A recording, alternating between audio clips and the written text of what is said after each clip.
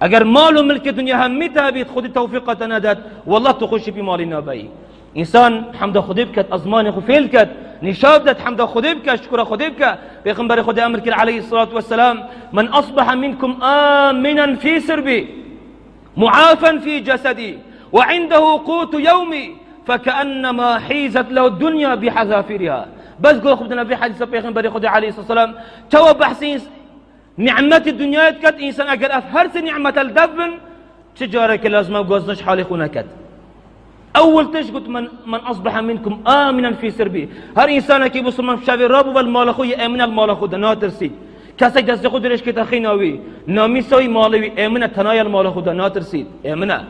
اما ایک دو معافا في جسدي و جسمي خدا ساخلمه جسمي ساخلمه جسمي چه مصن لينين جسم ساخلمي صحت.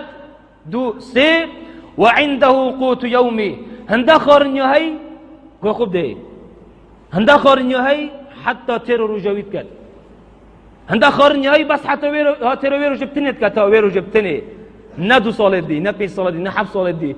هندك مروبا 1000 سال دي احتمال تأمين اخوة كري بو 1000 سال دي ابو عيال من ابو حتى دي مايه پیغمبر خود بجنا عليه الصلاه والسلام قلت اگر هندا خورن حبيت حتى ويرو جبتني ترايب كد بس قلت فكأنما حيزت له الدنيا بحذافيرها. هر وقت دنيا هم ابي سنه تخكم فكري هندا زنگينه مال خو امني بله جسمته ساخلمه بله تند خورن هيا برا ترتب كت ابروكا بله پیغمبر خود قلت دنيا هم مل اخو ابي انسان يكون فكر.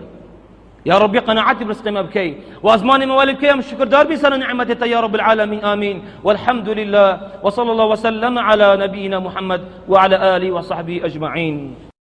إنا نحن نحيي الموتى ونكتب ما قدموا وآثارهم وكل شيء أحصيناه في إمام مبين.